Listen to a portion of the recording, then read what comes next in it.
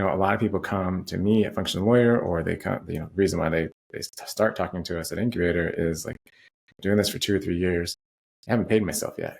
Help people have more clarity around what it takes. Then you at least have a working knowledge of your blind spots, or what Donald Rumsfeld popularized as your unknown unknowns, right? And then that way you can have confidence, peace of mind, and you're like, all right, there's no way to reduce all risk or get your risk down to zero, but we can really significantly reduce it with some common sense stuff and a little bit of education.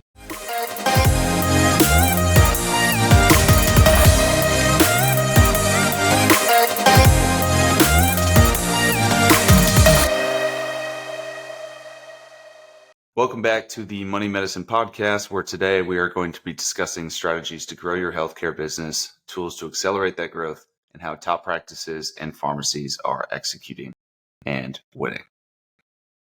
All right, we are back with podcast episode number 2. As always, it is myself, and I'm joined by Logan Morse, who is on all the episodes. The right hand, Keystone Compounding Pharmacy, wears a lot of different hats. But we also brought on a guest. We talked a little bit last week about our experience at a recent event that we went to, and we grabbed one of the speakers from said event. So we're excited to bring on Scott Rattigan. Am I saying that right, Scott? Last name Rattigan? Awesome. Awesome. So Scott is a attorney. He's a nationally recognized speaker. He's the best-selling author of The Practice of Telemedicine. He's the founder of Functional Lawyer and co-founder of the Origins Incubator. He was inspired to help the functional medicine community after his wife, Linda, built her own functional medicine practice, and watching her colleagues searching but not finding solid legal and business foundation to reduce unnecessary risk. Through the Functional Lawyer and Origins Incubator, he helps practitioners to protect their license, grow their practice with peace of mind, so that they can focus on changing the lives of their patients. So we're going to talk all about that today, Scott. Again, appreciate you joining. Yeah, pleasure to be here.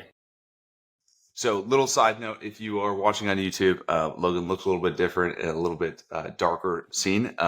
Logan is a committed individual. I'm sure you probably come to know that over the episodes, but it is 3 a.m. local time for him in Hawaii. He's doing some stuff for the military. But we are squeezing this podcast in nonetheless because we wanted to get Scott on, and Logan doesn't say no. So quick shout out to Logan on that front. All right, Scott. So I guess from the top, I know we're going to talk a lot about Functional Lawyer, but talk about the Origins Incubator. You came over to the booth. We talked a little bit. And really wasn't aware of, you kind of leading up to the Zymogen event. We talked before the podcast, felt really bad, kind of missed your talking portion. But tell us a little bit about the Functional Lawyer and that side of what you do and how that kind of came to fruition. Yeah, that's still the primary thing I do. And it came from, as you kind of touched on in the bio that I wrote, came from my wife. So when she started her practice in 2015, I was a young attorney at a big law firm, and we didn't know where to go. I wasn't doing healthcare law at the time. I was a corporate litigator, kind of really fancy white shoes law firm. And so we went to the healthcare partner 2 floors up and said, hey, can you help us out? And ended up paying about $2,500, which to us was about $1 million at the time. And he ultimately couldn't really help us.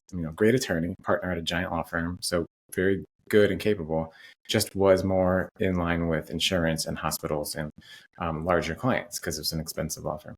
So he asked, at the end, he asked, hey, do you guys have any templates I can review? And we were like, no, that's why we came to you.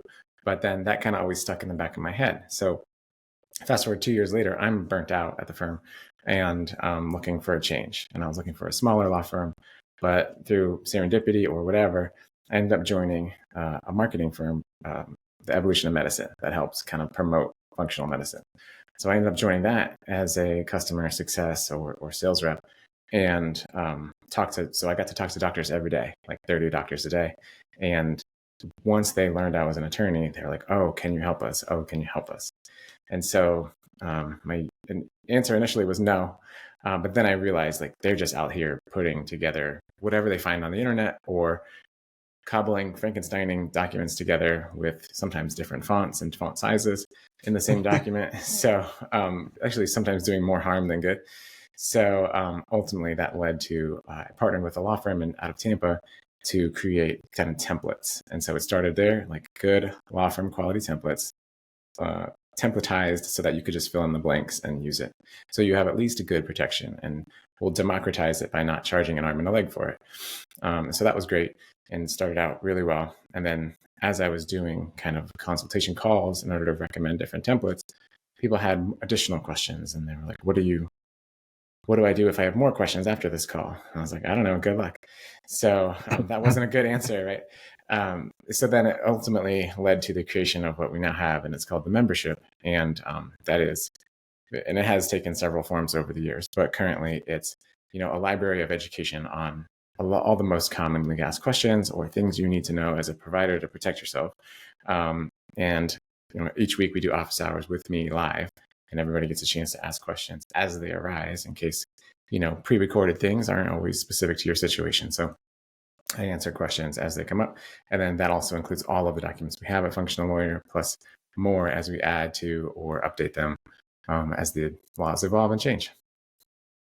That's a really cool origin story, but also makes a ton of sense. Legal advice is not cheap. And so to be able to, like you said, democratize it and kind of bring costs down. And there's probably a lot of overlap. Where do most kind of get hung up, or, kind of what are the most common, needs from, the all the resources that you have inside of, Functional Lawyer? Like, what does pretty much everyone consistently come in with and like, hey, I need answers on the following? Well, Medicare is a pretty ongoing issue for us, even for people that have been in, my membership for a long time. It's kind of a big thorn in our side because not our side, but in the side of cash-based practices, because it's heavily regulated. And if you still have a side job or your main job and your cash practice is your side job, you can't be in Medicare at your main job and out of Medicare and charge whatever you want at your functional practice or cash practice. So it is frustrating. And so there are workarounds and possibilities for it, but people really get hung up on that. The penalties for that is about $2,000 per violation. So it's important to get it right. And then a lot of people come and either unknowingly or knowingly practice telemedicine around the country, around the world, when they just have one license in their home state. And so doing so is a criminal offense in every state. It usually starts as a felony. Some of them start as misdemeanors, but it is a big deal. And though we haven't had a lot of stories of people getting in trouble yet, I am tracking a lawsuit. So 2 doctors are suing the state of New Jersey for their telemedicine regulations, because they know if they practice in New Jersey without a license, it's a crime. And they list that out in their lawsuit. The state hasn't responded yet. And so I'm nerding out with all my legal, oh, this is how they're going to respond. And this is because they're bringing up constitutional issues, which is fun for any kind of nerds like me. So those are kind of the 2 biggest ones. Medicare is a big issue that's ongoing. And then just lack of knowledge around and around telemedicine laws. And that's kind of the whole point is Functional Lawyer. What I always say is you don't need to pay somebody $600 for basic education on the difference between a C Corp and an LLC. You can get that online for free for sure, but you don't need an attorney to explain it to you, at $60 every 6 minutes, right? So We're trying to bring that education into kind of videos that people are like, oh gosh, one more thing to learn, but they're really short. And then you at least have a working knowledge of your blind spots, or what Donald Rumsfeld popularized as your unknown unknowns, right? And then that way you can have confidence, peace of mind, and you're like, all right, there's no way to reduce all risk or get your risk down to zero, but we can really significantly reduce it with some common sense stuff and a little bit of education. Yeah, that's awesome. So what is the typical, kind of practice that comes to you? Are they established and, they're growing and they're trying to put in some SOPs and maybe they're they're growing and they're kind of concerned about the risk, or are they just kind of starting out and they, it's kind of the I'm sure there's unknown unknowns for all of them, to be clear, but like, they're just getting started. They have no idea where to even look, and kind of need help with like the entity formation and different things like that. Like, where do most people kind of come to you, or they're in some sort of legal issue and it's like, hey, Scott, save the day, in episodes of Suits, you're like Mike Ross, right? Like, what is kind of the, spread there a little bit of kind of typically who finds you? Yeah, it's a good mix. I mean, ultimately, I've written, the membership videos are written for somebody that has nothing, doesn't even have a name yet, doesn't even know if what they're doing is legal. And so lesson one is, how to pick a name, kind of worried about trademark. And if I own the domain, do I have the trademark for it and that kind of stuff?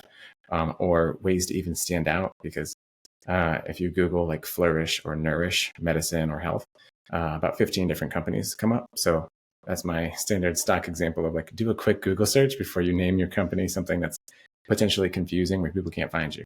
But so it starts there, but it goes all the way into things that for people that have been in practice for 3, 5, 10 years and kind of just figured it out on their own or thought they figured it out on their own, they will also come to me and say, hey, I just did this on my own. I'm not sure it's right. Let me now make sure it's all right. So a good mix of people with nothing, or they're planning to start in about 4 months, and then a good mix of people that are 5+ years in and like, I just got this from wherever on the internet, I don't even know, and so I want to make sure it looks good. Yeah, I know this is your kind of like client avatar, but I'm just thinking back to early times, and I can really resonate with what you're talking about, because when you start a business, when I was starting my business, I mean, it's like, what's a master service agreement or what's a NDA? I mean, like, these are all things that I was just, Googling and, like you said, kind of cowboying or, Frankenstein to put together to try to make something that resembled what the, what the business was looking for. And, depending on, your opportunity, like, you don't want to wait to maybe reach out to someone. Maybe you don't have the funds, but then also you don't want to wait because you're trying to close the deal, different things. So I can understand the reasons that lead to people doing what they do, and then ultimately realizing that that's not a good long-term strategy, but it needs Scott's help.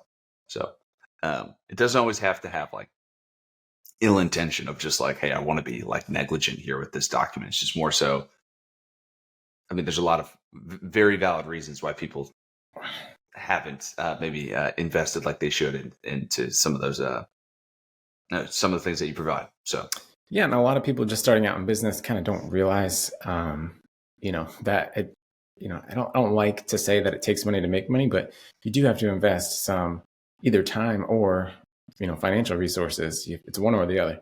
So if you want to spend hours and hours scouring Google and the internet, and you and I both know, like me, when I read journalistic articles or even articles written by law firms, like they're nice, high level stuff, but they don't always know.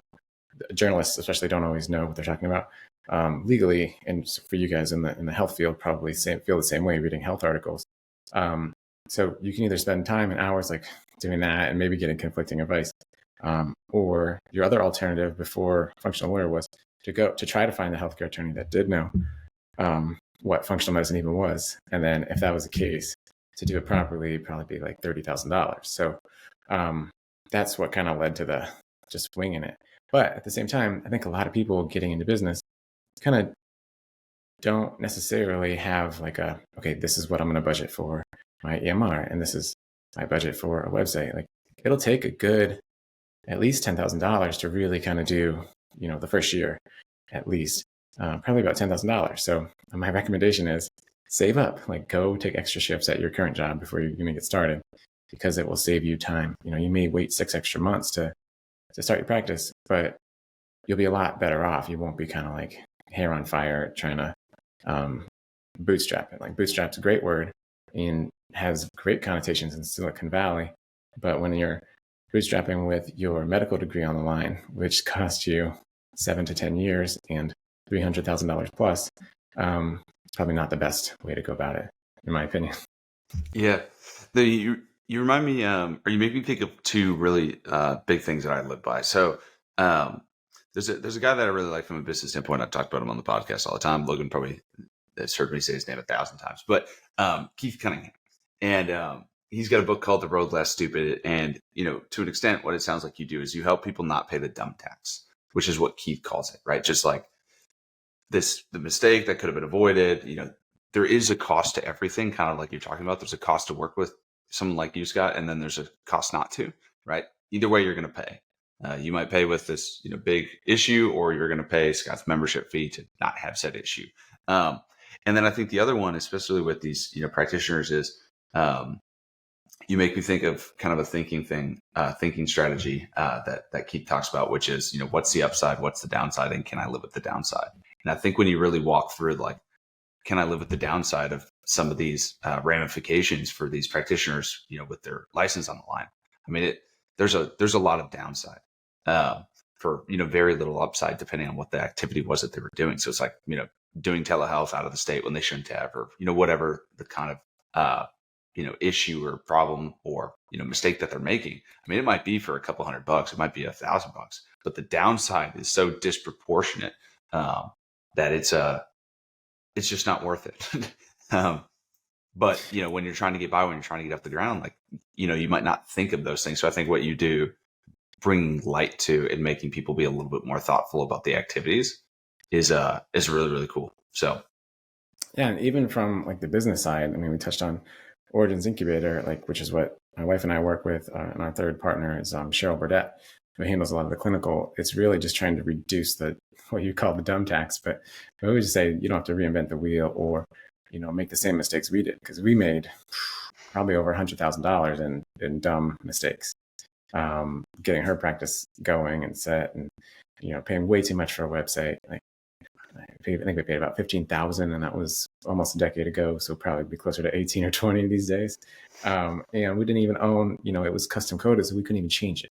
So like things like that, where like, if we can help you just save $15,000 from like a slick, like website marketer guy, then that's huge, right? So that's a lot of what we do at Origins Incubator too, is kind of, reducing the dumb tax, or, reducing, this is the mistakes we made. You don't have to do it exactly the way we did it, but here's our experience. And then now here's the experience we have helping, over 100 other people do it the same way. And they had success this way. We didn't do it that way, but this person did. And you can call them, kind of just connecting the community that way.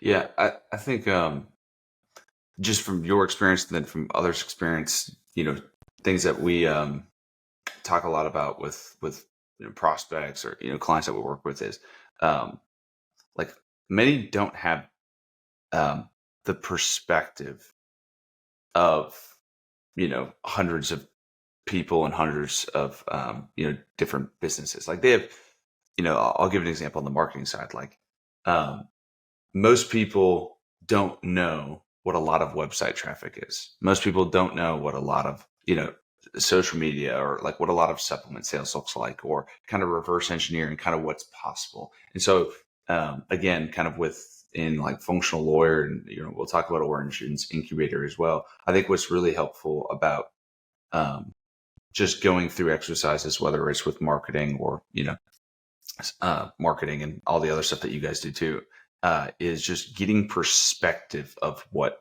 good or possible looks like, and or what bad looks like. Like most people just don't know. Like there's a fun exercise that's kind of applicable to this, but it gives perspective where, and I can't remember the source of where I heard it from, but it's more or less like walk up to someone and say, what's a little bit of money? What's a medium amount of money? And what's a lot of money? Right. And you'll get varying answers of what a little is to someone, what a medium amount of money is, and what a lot. Some people, a lot of money, they might say, $100. For some people, they might say $100,000. Like it's that like perspective.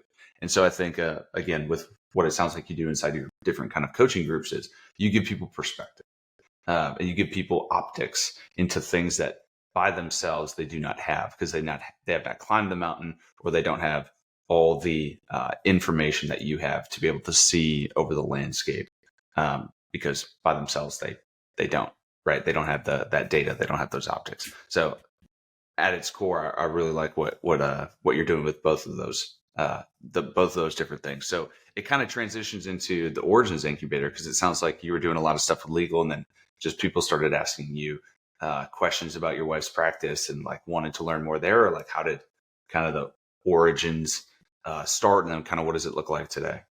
Yeah, I mean that's exactly right. I mean that has a cool origin story as well, pun intended. So the so I was doing my thing at Functional Lawyer in the membership, and we had weekly office hours. And during those calls, I would just kind of say, oh well, my wife kind of did it this way, or this is what we do. And then I think at one point I was like, well, this is kind of what she's bringing home, and we set aside money for taxes each time, and then it must have been shortly after a conversation like that, because two people reached out to me in the same week and were like, hey, can you be our business coach, like separately? And so I was like, sure. And then in between like weekly calls, I would go to Linda and be like, hey, how'd we do this? How'd we do that? Because I wasn't in the day to day as much at that point anymore. And so she eventually was just kind of like, hey, if it were me, I'd rather just have like a weekend instead of like an hour a week, because I'm busy. We got kids and laundry and whatever else. So it morphed into weekly calls with me to a whole weekend with Linda and myself and Linda's staff. At the time, there were two staff members, an office manager and kind of like a marketing front desk person. And that was great. We did that several times. And we would do that about once a quarter, and then COVID hit. So we put all of the systems and processes, all of the emails, everything we send to patients or that we send internally or send to marketing, potential community partners for marketing, referral network kind of stuff, we gave to them. And then we put it all online, and then it was kind of a DIY course with some coaching. Like I think we had monthly Q&A, maybe it was weekly Q&A. And then, so that was great. And that was fairly inexpensive, $5,000 for everything, which was, still fairly a good deal. But we found people wouldn't really move forward or have success. And, we felt like that was bad for our reputation. If people were selling this course and people aren't having success with it, what are we doing wrong? Or how can we make it better so that they're more likely to have success? Now, in any group, some people will and some people won't, but how can we make it more likely and stack the odds in their favor that they will? And so I thought you were going to say, when you talked about the marketing guy, I thought you were going to say Alex Hormozy, because he's burst onto the scene here in the last couple of years with his marketing and social media stuff. And he's everywhere, at least on my algorithms. Oh, he's everywhere for sure. I got a funny backstory on Hormozy we'll talk about, but anyways, keep going. Yeah. And so we took his first book, or actually his second book. Yep. So Logan's holding up $100 million leads, but the one right before that was $100 million offers. Yep. Which at that point in time, we were like, how do we make this so much better? And so if you could sum up the offers book in 2 sentences, it's like list out the problems of all your clients, and then list out all the possible solutions, and then package it in a way where they feel like, yes, this is exactly what I need. And if I said no to this, I'd feel dumb. Yeah. So that's kind of what we did at Incubator. So initially it was just office management, practice management stuff in the first iteration. So with the second iteration, we were like, all right, well, you need accountability and community. So let's do it in a cohort style instead of evergreen DIY. So now it launches each year in the fall. And then some people held back clinically, like they didn't have the confidence, especially going out on their own where there's no other providers to consult with in the hallway or anything like that, and curbside. And so we added an entire clinical curriculum with case study, case reviews, and any opportunities for questions with Cheryl every week. And then it wasn't included at the time, but we added all of Functional Lawyers stuff into it as well. And then we had, modules on pricing and modules on marketing, and we actually give people a website template, right? So if you join, it's just like, here it is, and then here's a course, a whole course on how to set it up, customize it to you, change the colors, change the layout if you want, but don't pay $15,000 for it like we did. So like everything that we thought was holding people back from a clinical practice management, we call it practice creation, legal, find like how to price their services. People are afraid to ask for money. Like they're like, okay, that's not something doctors have ever done or providers have ever done. So asking for a sale is really hard for most people when they first start out with it. So all of that, plus the mindsets behind all of it, right? And as you said, perspective, and there's always going to be times where we feel like imposters, or it's like, I can't do this. But then you turn and it's like, oh, other people are going through the same thing as well. So the community is huge too. Linda's now a certified life coach, and I've had life coach training as well, though she's a little better than me. at it. But so we add all that mindset stuff into it too. So that was kind of that was a long answer to the origin story of Origins Incubator, but like in its current iteration, it's really all inclusive with a mentorship along the way. So I mentioned clinical has office hours each week, so does legal, and so does practice management and mindset. And then there's some one-on-one calls included in there too. Yeah, I think I can tell you went through his book because I'm just thinking of like, man, what isn't he covering from his offer standpoint with Hermosi? Quick side note. So Hermosi used to live in Austin, Texas, which is where I'm located. And when I was first coming up, really quick, where like I dropped out of Michigan State, I was working with a lot of different at that time, like gyms and just like local businesses, kind of taking whatever client opportunities kind of came our way. But as I started to work more consistently with gyms, I kept running into this like gym launch Alex Hermosi guy, just like over and over. It's like get on call. It's like, hey, what do you think of gym launch? And so long story short, I ended up as a marketing nerd, kind of like you with legal, that's marketing is more mine. Kind of reverse engineering like the gym launch kind of process, like obviously it like had iterations and it, kind of changed over time, but like the 6-week challenge and like the weight loss thing and like their sales process, their upsells, like that sort of thing.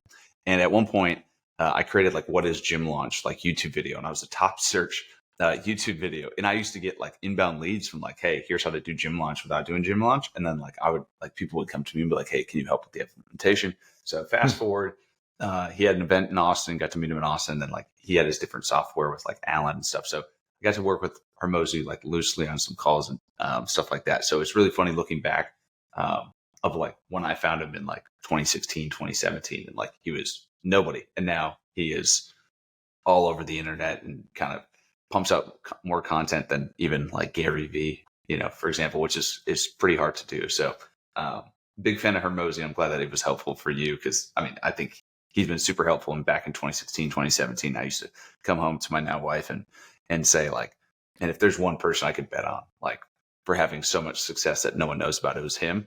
So I think what he's trying to do is really cool. So I'm a side note, I'm a fan, but cool. Yeah, we even played into your story and what you guys are doing.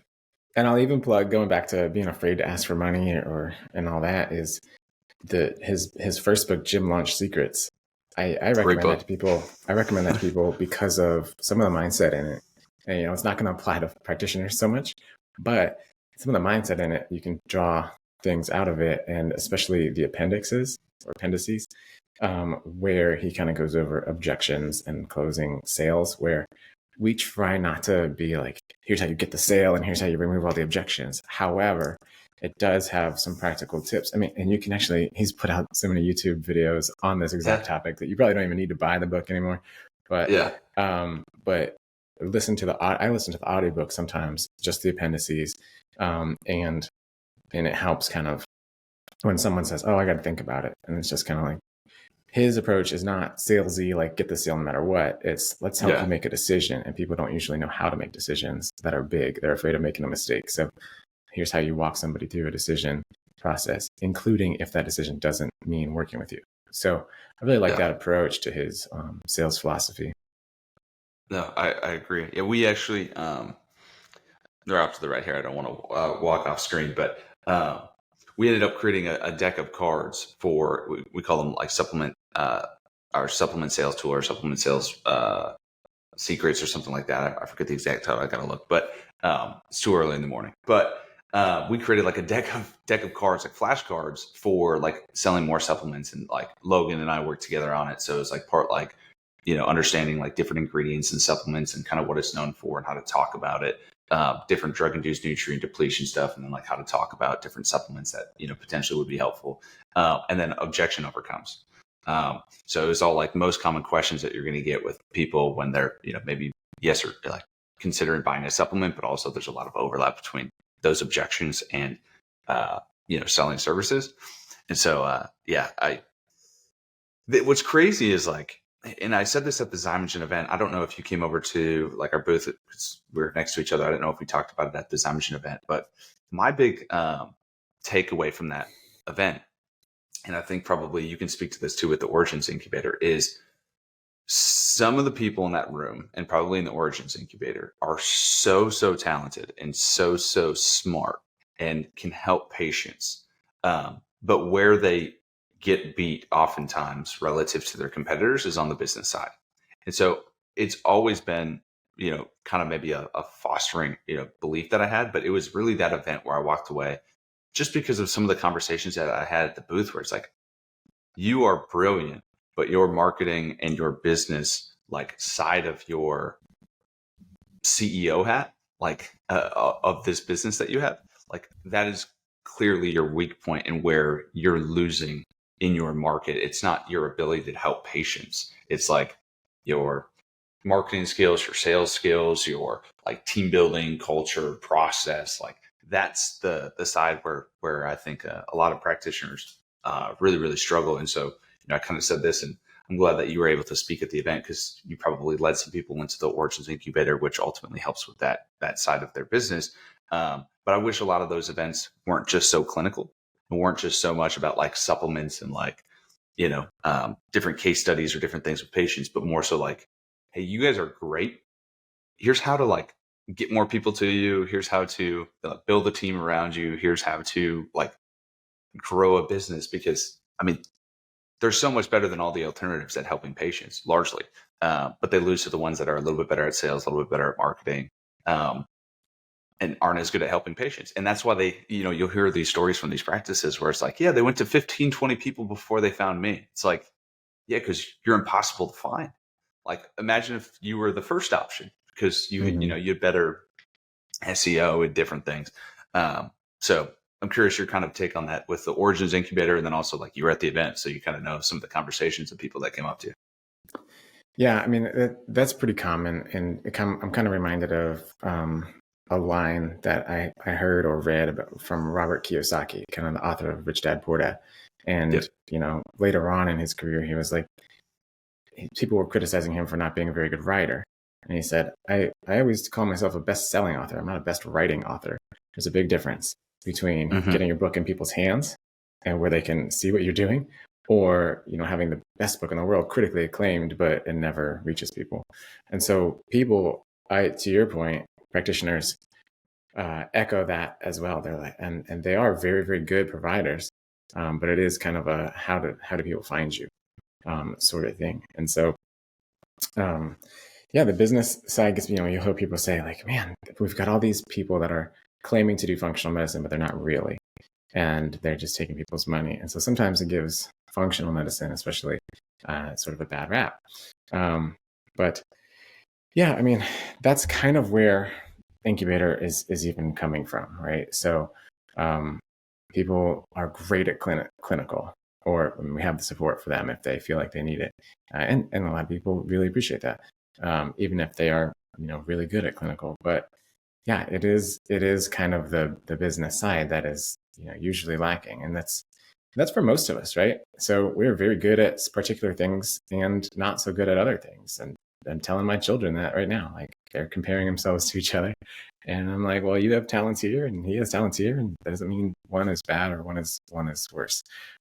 But yeah, so we do teach a lot of like how to get found. And, for us early on, when money is tight, we kind of tend to rely on local referral networks, introducing yourself out in the community, ways that are a little more elbow grease, but not only are a little bit faster on the uptake as far as filling your practice with patients than like social media or paid ads would do, because the percentages on those are pretty low. I'm not saying you shouldn't do that, but it's just more of a long-term play, where, social media, well, paid ads especially, might be 5 or 10% kind of conversions at the end of the day, where local kind of marketing, getting yourself in the community, will be a lot higher than that. 30, 40, even 50%, depending on kind of where you're at and who has introduced you to speak in front of their audience, all of that side of the thing. So yeah, it's tough for people to really make themselves known and get out there a lot of times. And that it really, a lot of people come to me at Functional Lawyer, or they come, the reason why they start talking to us at Incubator is like, doing this for 2 or 3 years, I haven't paid myself yet. And so that's not a good sign. Like you should be able No. to pay yourself at least in the first year. And some people are like, I know I won't make any money for the first 5 years. Well, Well, that's that's just a an belief. old, yeah, it's an old belief. And it depends on the industry, right? Yeah. If you have to build a factory, buy all the inventory, pieces and parts, and pay labor, sure, you're going to be out a couple $1,000,000 before you sell your first product. But when you can get a practice up and running in a week with an EMR, Zoom, and a website, like your overhead can be very, very low and you can be profitable pretty quickly. So I really, really overgeneralized how quickly it is. You need some work in Yeah. it, but it's not the same as building a factory, investing in all the materials and the labor to do so. So I think, yeah, it is to your point, a limiting belief or just we don't challenge beliefs we've been taught or we've absorbed from our upbringing or our communities as much as we need to. And that's kind of one of the things, like, yeah, you absolutely can get better, and you probably should raise your prices. I'm a big proponent of that because people usually undercharge. They look around what everybody else is charging and they go a little bit lower than that. And because they're not confident. And that's also, we actually take Alex Hormozi's stuff and we teach them to build their offer that exact same way. And like he's going to lead to Alex Hormozi doesn't know it yet, but he's the godfather of functional medicine businesses, at least the ones that came through Origins Incubator, where like we tell them to build it the way they want to build it, like solve the problem with the solution that you're willing to provide, and then that's it. Like it's simple, but it's not easy. Not easy. Right? And that's where people get in trouble. So one thing that I stole again from Alex is, you've probably seen there's like when you first come across something, there's like uninformed optimism and you're like, wow, this is the thing, this is the tool, or this is the marketer, or this is the whatever that's going to take me to the promised land. And then you get up and then all of a sudden you get to the learning curve part and it's hard and you just don't think it's worth it. And so you go into what he calls the valley of despair. And then from there, most people will jump to the next thing, the next green grass or silver bullet, and then they will get really excited. This is the thing. They will never implement it, or when it gets tough, they abandon ship again. And very few people push through that discomfort or the hard parts to actually get to a level of success where they need to be. And so that's part of the mindset piece of it as well. Like, yes, you don't see success on day one. You may not see it on day 90, but kind of like bamboo that takes years and years to develop its root system, or if you're building a skyscraper that's wide and has a big foundation and it's going to go high, you need to build into the ground much longer than you'll ever see any progress if you walk across the construction site at street level. Like you will see no progress for close to 6 months if someone's building a skyscraper, unless you can peek over the fence and see how big the hole is down below. And then it's a lot of the people are impatient, and that's human beings. I'm not denigrating anybody, any of our students, or myself included, just impatient and want to see results now. And some people out there that help functional medicine practices get found are promising like you can make $2 million in 6 months. Well, probably not that easy either, but I'm not advocating you can make $1 million in 30 days or less, but it is somewhere in between that and you won't pay yourself for 5 years. And so that's where we try to help people kind of develop their offer so they can stand behind the pricing that they have come up with confidently. And that pricing they've come up with is lower than the value. So they give tremendous value. They have a price that they can live with. There's a whole calculator sheet on how to, calculate all your costs, and there's taxes and there's credit card fees and all of that. And then this is, instead of just picking a number out of thin air, this is the number I need at the number of hours I want to work. And then they can stand behind that number confidently, and then coming back to asking for the money and being confident in it and doing it.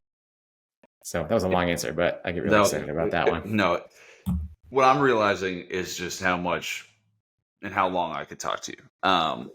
Because you're most people don't know, well, probably are starting to know Hormozi, but like reading his books, going through his stuff, I think would be so helpful for a lot of these practitioners. And like, So you bring up so many good points there. I mean, the one thing you brought up was the pricing, which I think is, again, a big mistake for a lot of these practices in the beginning. Even pharmacies, when they start with services. I remember when I got started with Logan, 5 years ago or whatever at this point. We were kind of helping. How we got into working with a lot of pharmacies is my dad owned, and he just kind of recently sold his portion, but owned a couple big pharmacies in Michigan. And I read Gym Launch Secrets. I was working with gyms. I was like, man, this 6-week weight loss challenge, like, why wouldn't people work with the pharmacist? Like with like kind of a functional medicine kind of like context. Like people go to a gym trainer and get all this advice. Like I think people will listen to pharmacists too. And so we built out this kind of 6-week version, 6-week transformation program. And Logan was one of the pharmacies we worked with. And that's kind of how we got to know each other. And, Logan was in a small town in Michigan. He was like, hey man, this 6-week challenge, you're going to charge like $400, $500, $600 for. And that was undercharging at the time, to be clear. But Yeah. I mean, I think Logan, if he would have priced it himself, would have said, I'll do it for $100, right? Because it's like, my patients won't pay this. No one's going to pay. They complained about co-pays and all these different things. Like they'll never spend more. And what Logan has found out, and other pharmacies and practices find out, is people will pay higher prices than you believe, especially if your sales process is a little bit better, and different things. But the biggest thing is, one of the big things with pricing is a lot of people don't have the margins to market without the elbow grease, right? So like if you don't leave yourself any margin for yourself to pay yourself for any sort of acquisition costs, like you'll never be able to like scale or grow your customers because you have no margin to go out and market. And so the business that ultimately makes the most per customer wins because they have the most margins for kind of the marketing side of things. And if your cost per lead is the same, your cost per acquisition is the same as your competitors, but you make 3-4 times the amount, like you can bully them out of the market by just being willing to spend more. And so there's so many like fascinating things there that you talk about with pricing, margins, there's just so much good there. So I'm loving that you exist personally, because a lot of the stuff that you do, like I firmly believe in, but like that's not our core of what we do at Growth Farm. So like I'm glad that it exists out there for practices, truly, because you're speaking on a lot of things that like come up on one-off calls with clients, but we don't at like scale have coaching calls about it across our clients. Jimmy's jump in there and be like, I'm excited. I'm so excited about all this stuff, and you could probably see it lights me up. But it's not really legal, right? And so for years I've struggled on how to like incorporate this more. I'm excited that I'm launching a podcast next week. It's called The Junto with Scott Rattigan. And just to be able to talk about all this stuff. And so it's a place for me to be able to kind of expand that horizon and touch on all this stuff without kind of making my legal kind of subscribers mad.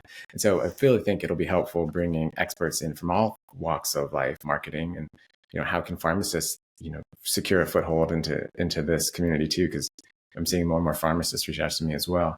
And so, all of that, like, experts from billing and from advertising and authors and all of it. And so I'm just excited, and I could talk about Hormozy for a year and a half straight, I think, and not run out of topics to come up with. So sorry to cut you off there. No, you're good. And I'm glad we won't even cut it. Maybe we'll cut a little snip there, but like, dude, I'm glad that you're launching a podcast, because I could tell that like you've got a lot of good things to share. And I wish more of it was talked about in the functional medicine community, because I think, again, clinically can help so many people, but they get, their butts kicked on the business side. And something that, again, Keith talks about, who, by the way, is the Rich Dad. So the book Rich Dad Poor Dad is based off Keith, which is kind of a fascinating side story. But anyways, so I think you'd really like his stuff. One of the things that Keith talks about is, there's 8 billion now people on the planet, and we chose to be CEO of our company. Like, if you kind of think about that, that's like an ignorant statement. So I think what most people don't realize is, they walk away from, their, maybe traditional job, and they want to go start this, practice, or, they worked at CVS as a pharmacist, and now they want to go open their own. It's like, the practitioner side is like a piece of obviously this startup, process for your new business, but you have a lot of other hats that you need to wear, and you may not love those hats. But those are the hats that you have to wear because you have decided to be the CEO of this business. And so you have to act like it. And it's not necessarily what you want, but what the business requires. And your best in the beginning might not be good enough, but you have to keep getting better for the, for the business. So I think like that's just an interesting point. And then like on the Dunning-Kruger, which I think is like that whole like, valley of despair thing that you talked about with Hermosi. I love that you're so blunt with like the people that you talk with, because I think we really unsell a lot of people typically when we get on calls, because it is hard. It is a lot of work. Like, we always say to clients, like, here's what we're going to do. And like, this is our like portion of the execution. Here is yours. Let's not think in terms of like weeks and months, not to buy time, but more so because, and Keith talks about this as well, is if you think on too short of a time horizon, you make really dumb decisions. And so we analogize it to weight loss. And we say, like, for example, if someone comes to you tomorrow and says, hey, I'd like to lose 20 pounds, the conversation is not around their diet, their exercise, and all those different kind of foundational things. The conversation quickly goes to, well, which limb is least important? And a lot of businesses operate that way, where they think in too short of time horizons with their decision making, and they make really dumb decisions. Like whether it's marketing, whether it's different things, they just like too short of time horizons. And I know Hermosi talks a lot about like thinking long term and executing consistently over an extended period of time. And truly, that is a superpower. It's doing the simple thing over and over and over and over and over again, especially in the beginning when you don't see results. But I'm sure you have some amazing stories at Origins Incubator. As do we, is like it's the clients that crush it for us, or the Logans and such, where like they are willing to work really, really hard for a long period of time, not see results. And then, over 6 months, over 12 months, over 18 months, pick their head up and be like, man, we've covered a lot of ground here and look at what we have. But there was never any single like moment, single pop. It was just cumulative efforts that compound over an extended period of time, doing nothing that's world beating crazy, but just executing consistently. And I wish more like they work so hard on like the practice, the clinical, the, getting their degree in the first place. But sometimes that like hard work doesn't transfer into like the business, the marketing side of what they need to do. So it's we often get on calls with clients who are like, do not work with us unless you kind of like believe in the following or are willing to think like this way, because we'll just have a mismatch in kind of beliefs and reality. Like we're not going to sell you on like $1 million business tomorrow. I think we can get you there in, a year plus. Like if you're willing to work, we can support you along that journey, but don't work with us if you think it's going to be tomorrow, because anyone who tells you that is lying. So, right. I think you bring up a ton of good points. I wrote down like 6 different notes. It is hard. Running a business is hard, and becoming the person that can run a successful business, kind of you touched on early in the question or the comment, was like, it requires a lot of personal growth, wearing different hats that you've never worn before. And that's uncomfortable for most of us. Right. And I've gone through similar mental struggles as well through my journey, but like, and that's kind of where I'm really excited to kind of touch on and help and support. And so the Junto show that I'm putting out, but it's not that unlike functional medicine providers talking to their patients. Like, hey, patient, it's not a pill. You're going to have to work, right? I mean, there's supplements, but it's not like a pharma pill where you can just continue living your life the way you wanted to and your symptoms will go away. It's like hey, it will require a partnership. You will have to work at it. And the people that are the most successful are the ones who, it's not, it is science, but it is still, there's much we don't know about the human body. So every person and their body is different, their environment and their emotions.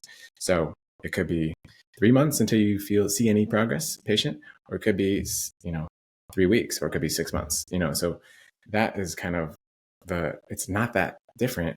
So when we see providers and they're like, I just want it to be easy, like, you have this conversation with your patients every day. Like, it just will require a journey. They sometimes, I think Logan and I joke about this, more so than I would say it like to them specifically. But there's a concept from like Dr. John DeMartini, who I actually think you'd find probably fascinating, with like the values factor, and he talks about like something to the effect of like mirroring, I think is what he calls it. But more or less, it's what you dislike in others. It's a reflection of yourself. And so what's so funny with practitioners, pharmacies and stuff like that is like they complain about I get beat up on price, and patients want results really, really quickly. And then when they look for, ways to help grow their business, they beat up on price and they want results super quick, right? Like they are the patients that they despise. They're just human and beings, but yeah, I understand what you're saying. It's a yeah, human yeah, nature thing. Yeah. yeah, for sure. Not to talk down to anybody, but just we all want it easy and Yeah, fast and tomorrow.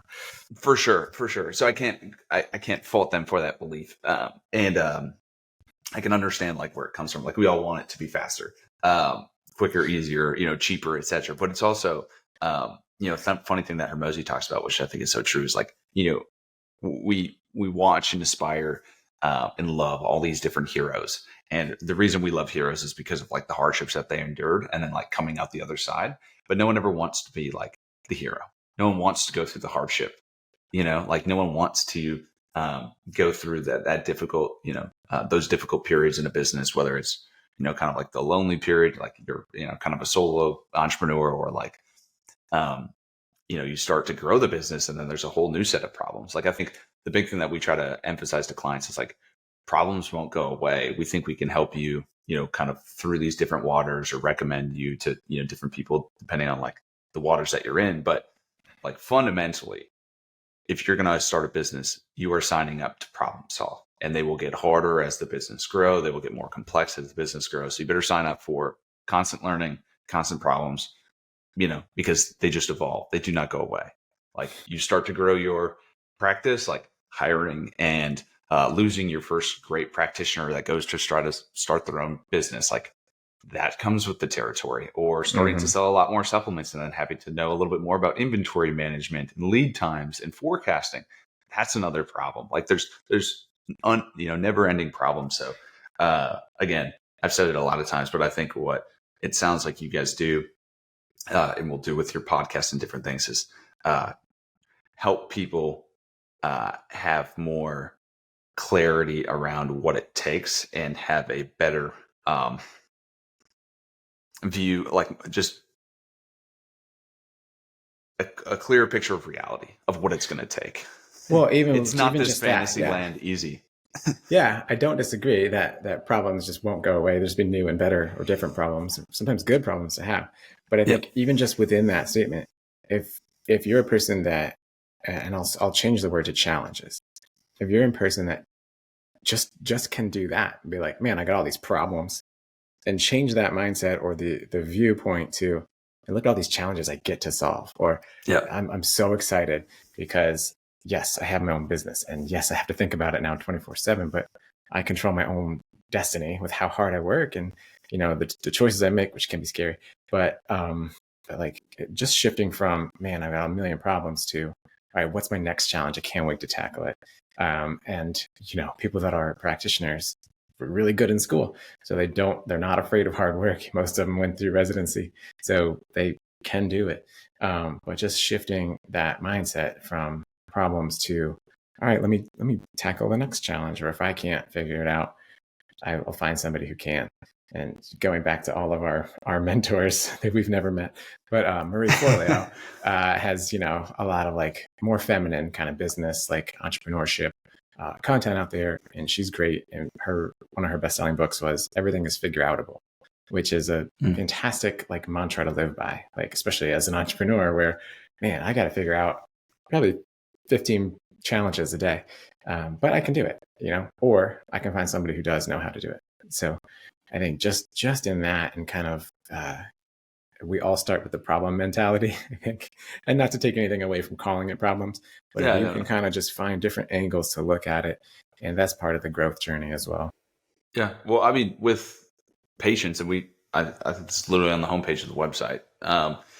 Like when they sit down with the patient, they want data, they want labs, they want reports, they want to have like context of starting points, and then they want to be able to track along the way. And like, again, what we do is obviously, marketing, but we're the same way. It's like, well, we need to have clarity around what is, we need to have a desired outcome. We need to build a roadmap to that outcome. We need to not pivot every 5 days because the wind changes. Like we need to report out progress. Like we need to take a look at trends. And so again, we go back to, for us is like, we look at marketing probably very similar to how you look at treating a patient, and like there are going to be nuances. There's not a broad stroke that we are going to use across all of our patients, because everything is like, there's so much like difference in context, and we call them assets. Like if clients come to us and they already have a lot of like organic traffic, or they're very established, or they have a big email list, or they have a social following, that is very different than someone who comes to us with none of those marketing assets, right? So it's like, to expect to produce the same outcome in the same period of time, like it lacks context. And I think, what we try to do, and again, I keep saying like, I mean, this is the first time really talking with you, but I just know like, and this is how he probably does things, is kind of taking people where they're at, and helping them kind of look at themselves in some ways, and just like, how are you, like you versus you, like, how are you doing relative to where you were? Because if you look around and compare, comparison is just data, but it's like the judgment on the comparison that I think gets people into problems, right? Like feeling down about themselves. It's one thing to be like, hey, they do X amount in business, I do X, or I do Y.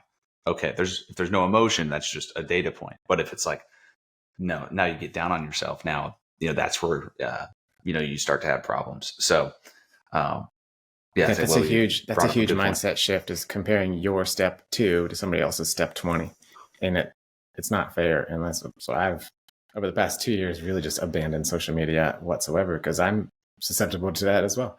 Try to put the blinders on a little bit more, and like not look left, look right, and kind of, And then, and one of our providers in one of our calls was like, she called it, you should all over yourself. Like, I should be here. I should be there. I should have done, Man, DeMartini talks about that so much in his books, is like, language is so dangerous and people don't realize it. And like the beliefs that they have, should is the best one. Like, you should, according to who? And this is right. This is great. I thought that struck me, and it still sticks with me. It's just, you should all over yourself, and like, it's just not helpful. Like, I should be here, I should do that.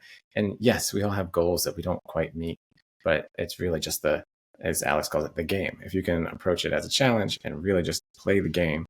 And going back to John Wooden, legendary UCLA coach of basketball, he famously was one of the first guys to be like, I don't really care about the scoreboard, as long as we are hitting all of our like hustle and defense and whatever other markers he was, if we played to our best of our ability, the scoreboard would take care of itself. And that's kind of where, I try to remind myself of that too. It's like, all right, the goal I didn't quite hit, but look at all the progress I've made along the way. And that's laying more foundation for other stuff. So reflection and trying to hit marks and keeping score of yourself is huge. Not comparing yourself too much to others is big, but really just kind of being able to, one, focus on the right things. So busyness is not the same thing as effectiveness. And so, parsing that out, like, what will be the most effective use of my time and energy, all of that. And then kind of I really wanted to touch on not comparing yourself to others, because you don't know their situation or where they came from, or people that you think had overnight success have been toiling away for years behind the scenes, and now you just heard of them, right? Kind of like to your point with Alex, like, he just exploded onto the social media scene in 2020, maybe.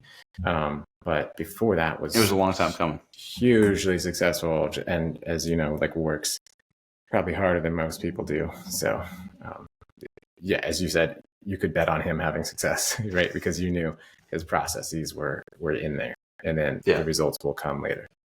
Yeah, 100%.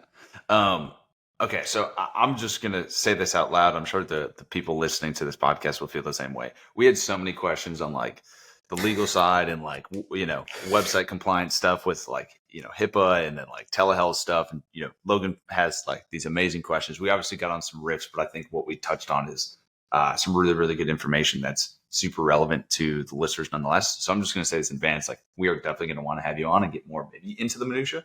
But also on the flip side, like, I think hopefully someone who's listening to this has walked away with, a resource and someone who can go to for sure on the legal side. Also, it sounds like an amazing group for people starting out, or maybe even people as they're, kind of climbing in their journey with the Origins Incubator, with their different practices, and getting around some other people that are trying to improve their business. I think the community element is such an important piece where, being surrounded by others is really, really helpful, because it can be, a lonely journey by yourself, and few understand all that you're going through. Like, other than like other, kind of in a way, other business owners, it can even be hard with spouses and stuff, because, people just don't have the perspective of all that you go through, but other business owners tend to. So I think that would be a great place to take a look at. And as Scott mentioned, he's got a podcast coming out too. And so if you want to learn more from Scott, I think we'll have him back on the podcast, but also it sounds like he's got some great places where you can spend a little bit more time from him and learn from him. And, you spoke at an event, so hopefully more people will give you some floor time, some opportunities to speak at events, because I think, again, you got a lot of valuable things to share. So I really, really appreciate you coming on. Again, he's got his book, The Practice of Telemedicine. He's got functionallawyer.com. He's got Origins Incubator. I'm sure you can find him on, maybe he's not on them actively with maybe Instagram and such. He's not posting pictures next to cars or anything, but I'm assuming you're on like LinkedIn. People can find some info there. I have a social media person, so my business posts all the time, okay. But I don't scroll and death scroll and compare. Gotcha. Okay. So you can find him on social, you can go to his website. But ultimately, I definitely speak for myself, and I'm sure Logan as well. Really appreciate you coming on and having a conversation with us. Like I said in the beginning, felt bad that we missed your talk, but I'm so glad that Logan followed up and set this up, because we need more Hermosi, we need more, we need more Keith Cunningham, we need more business, we need more good advice in the healthcare space, because the intentions of these providers are pure and they're able to change lives. But some of the areas that we hit on the podcast are the areas where they are getting beat. And if there's more voices helping them in that regard, I think that patients will ultimately see the benefit, because they'll find the best option sooner. Yeah, no, we didn't really get into a lot of the technical legal stuff, but I think actually this is somewhat more important from a business building standpoint. Like, we can give you the roadmap, but then it's all between the ears, kind of whether you're successful or not. And that's what we found out kind of as the DIY course, people fell off, right, in that incubator. And so then we're like, well, now it's right, they had all the same tools, but they just didn't consistently do it. So hopefully people got a lot of value out of this, even though it wasn't, right, here's the law that says you have to do this, and here's all that. Yeah. But again, we'll have you on for that, or I would argue we'll just have you on again. We'll riff on a lot more of the stuff that we already talked about. And again, if you need that stuff, super valuable, super important, go work with Scott at Functional Lawyer or at Origins Incubator. So again, thank you for joining. Shout out Logan again, 3 a.m. Waking up in Hawaii with other obligations today, I'm sure, to make this podcast episode happen. I know we're super excited to get this one edited and get this one out. So Scott, again, really, really appreciate you coming on. Thank you guys. This is fun.